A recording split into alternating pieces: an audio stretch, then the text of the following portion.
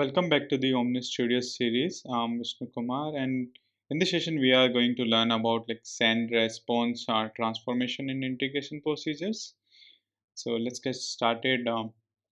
So you have seen the IPs, right? So whatever we have created in the past video, if you haven't seen, please go through that video that we utilize the data raptor, right? And we pass the data from the IP to data raptor, and then we got the response as well, right? So why we need this send and response transformation, right? If everything was working fine. So for example, let's look at this image, right? So we have couple of actions in the IP, okay? And this is the IP6 action 6, which is getting executed, and once this get executed, then the others are getting executed 7, 8, 9, 10, right? So what happens in IP and if you see this, right? So whatever data or response you have till this point, right? It will be passed through that through the IP6, okay, action 6. So if you have like a bunch of JSON from this step, it will go all through this, even though from the data raptor you are utilizing what is needed, but the entire data is getting passed, right? And the same thing happens in the response, right? So this action got executed and it returned a lot of data, right? And you don't want that, right? So what you want is that you want certain kind of data, right? Because that data raptor or that action you are utilizing from many places, right? But it doesn't mean that you want to have the entire data as it is, right? You want to have some specific data, you want to have some specific node, right? If I talk about IP sense or like OmniStudio regarding, right? Okay, so this is how it will be, right? So this can cause performance issues, right? And your unnecessary data is traveling here and there, right? So this is not good approach, right? So let's look what happens when you utilize the send response transformation, right? So for example, I have changed the way, right, how we are using it. Everything is still same, like you have 5 actions, then sixth action is there, then you have other 5 or 6 actions, right? But now in this IP action 6, we need data only from the action 3, right? So you will be doing this using the path and node, and then you can see this that the response we will be filtering out, right? So it won't return the response, the entire response. It will return what we actually need, and then we can utilize anywhere into the or any of these IPs, right? Okay, so let's look at how it is working in action. For this, we already have one transform that we created for the last session, right? But I will explain you what we are doing here is that, so we have input JSON full name, okay, and then we have first name, there is a node, then we have full name, and last name, there is a node, okay. And then in output JSON, we are just changing the main node name and the fields, like, so first name is we are calling as like a F name, and then last name is we are calling as a L name, right? So let's create one IP, and we are going to utilize it first before send and response, and then we will utilize send and response as well. Okay, so what I'm going to do is I will create a new IP, and then I will give this IP name as a IP send response transformation. I'll provide the same into type and subtype, hit the save. Okay, so now we have the IP, and what we are going to do here is that we will have one set values here, okay, and then I will give this set value as full name. I will add two elements, first name, last name, this is pretty much what we have implemented in the past. So John Doe, perfect. So this is it, and then we will add one data raptor transform action. I'll name it data raptor transform action, and then the data raptor that we have created earlier for IP transform. Okay, so now you can see that we are not utilizing any of the transformation that we have here, right? So let's go and let's preview it. Okay, so I'll go to this point, data raptor transform action. So you can see that this is returning name, lname, fname. Okay, this is your response, right? And what you are passing as an input. So if you see this input, you are passing the input this, right? So you are passing this, you are passing this, right? And for example, if you have multiple nodes, okay, so what I will do is like I will clone this two or thrice, right? And I'll go back and hit the execute. Okay, and then let's go back to this. So now you can see this, right? An input, it is passing set value 2, set value 3, it is also passing full name, right? But we just need this, right? We don't need all of other data, right? So this is where we are going to utilize the send transformation. Okay, so what we are saying, when you are sending the data, please don't send all of them, just send what we needed, right? So we just need to send full name. Okay, so here we will give the path. Okay, so I just want to send the full name, nothing else. Okay, so let's see how it looks now. I'll go back. Okay, so now you can see the our input is now only with first name and last name, there is nothing else, right? But if you see that transform action, you are not getting the data. The reason being our IP transform is expecting a node called full name, then first name, full name, then last name. But what is happening now, we are directly sending the first name and last name. Okay, so there is no node called full name anymore. Okay, so what you can do, you can define this node. So this is JSON node. So you might get confused, but just to keep things clear, this is the path that you are saying, okay, I need this data. Okay, and this is the node name that you want to call it as. Okay, so if I say full name, so whatever I'm getting data from here will go to this node. Okay, so for example, if I'm saying this should be full name and new node, and let's go back, let's hit preview. Even though it won't work, right, but just wanted to show you like how it will be, right? So you can see this is the how it is, right? And you know what, like even if you have more path, right? So if you have full name and then if you have one more node, you can do this, like full name, some node, right, and then some node again, right? So so by doing this, you are reducing like traveling in the path, right? And before you are sending, right? So this thing is happening inside your IP. It's not happening into the your transform data raptor, right? So this is how you can reduce the load. Okay, so what I will do, I will remove it. Okay, so what I'm saying here is, okay, whatever I'm getting in the full name node, I want that, and I want to call the new node as a full name. Okay, so let's go back, let's execute it. So if I go here, you can see this, we are getting the response, which is name, lname, fname, and if you see our input, so this is what we have now. Okay, so this is our send JSON path and send JSON node.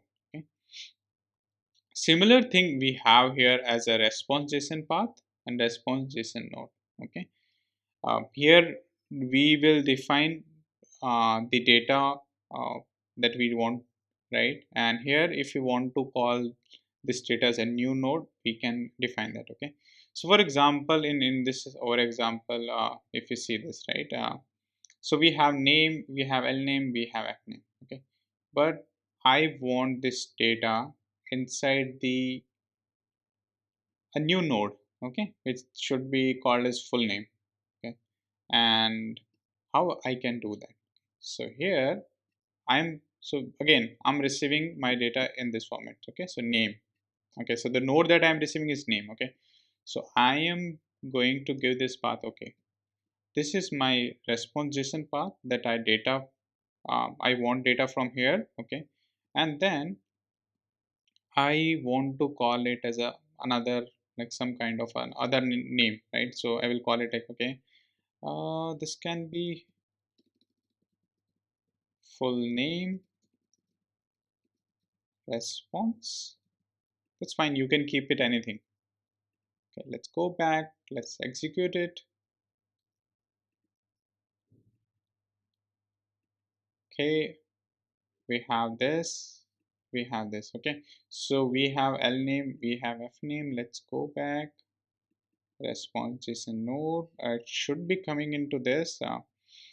So if I go here, it should be available. Like if you see this debug response, full name response. Okay, so you won't see that there, right? The reason being, you already removed that, right? So you are getting data directly into this, but this step, right, this step is returning data based on this, right? This is step. And then if you have like further more steps, so for example, if I give you, if I add one more set values. Okay, let me remove this for now. Okay, and let's execute it. So right now we have this full name, and this is our output. Okay, and if I do debug response full, right, so if you see this, the data right now we have in this node, which is data raptor transform action, right? This is the node. Okay, so if you want to access something, okay, so if I want to have, or let me do one thing, let me add the response action here, so we can see this in action. Response action. Okay, and in additional output, response.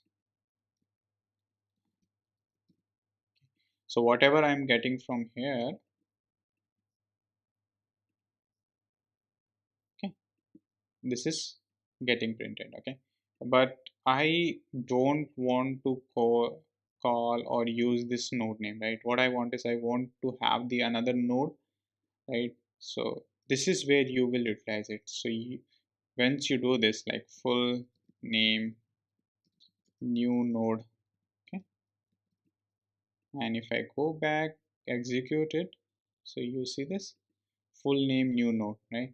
And now this is response is coming blank because this data, and we have like basically we have renamed this entire node and we have moved everything into the full name. So instead of this, we are going to utilize this full name new node.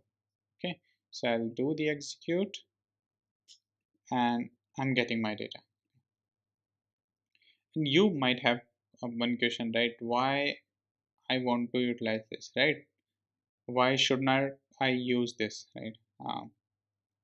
Why I'm changing my JSON node, right, unnecessarily, right? So there isn't a one example that I can give you. So let's suppose you have multiple condition, and based on this you have multiple transform actions. Okay, and you are controlling your transform action visibility or like execution by this execution conditional formula.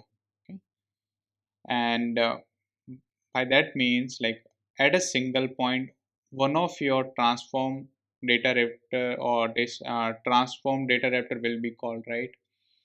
And in response action, you are not going to manage any like complicated variable names, right? If this is true, then show this. If this is true, and show this. Okay? You don't want to do that, right? So what you can do, you can directly have this response JSON node, Okay, let me show you this, like how we can do this and understand this better. So what I will do is, like, I will name this as a action 1, and then this is action 2. Okay, both of things are doing same, right? It's exactly same, there is no change, right? So but I will put some criteria here, which is like execute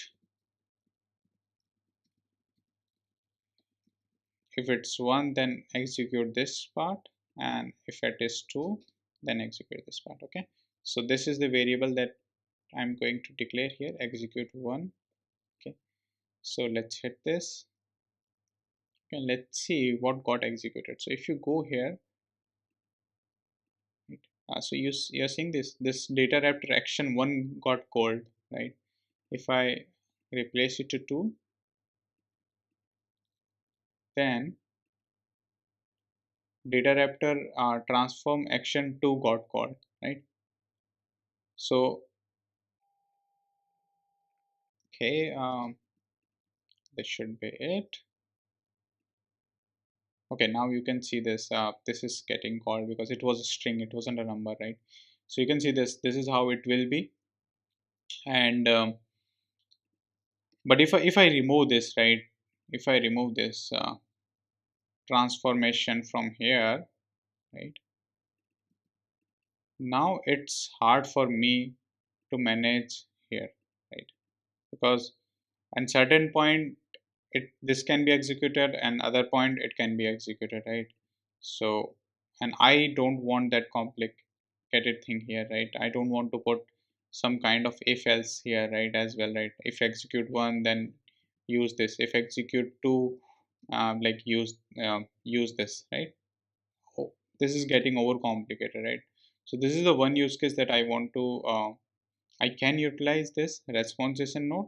Okay, there is another like example of it now, when you want to utilize the send response transformation, right? So for example, uh, what I will do is, like, response JSON node, I will increase node here as well. So I will add like one more node here. We'll do the same into this part as well. Okay, and we'll do the same when we are sending the data out, right? So if we look at this, right, so this will be something like this, right? Full name, new node, and then we have this, right? So like in past videos you have seen that, right? This is how we are utilizing the response action. We can use the return full JSON data. Okay, and we can also pass additional output response as well, right? But along with this, we can send out our data from the send JSON path. Okay, so for example, I want to send everything which I'm getting in this path. Okay, so if I go back and click the preview, you will see that, okay, the one response which is coming here, it is because of this additional output response, and this will is coming because of this. Okay, and the same thing, right? I don't want this node as well, right? Wherever I'm sending, right, it can be OmniScript, FlexCard, I directly want this, right? So now it will be like one response, first name, last name.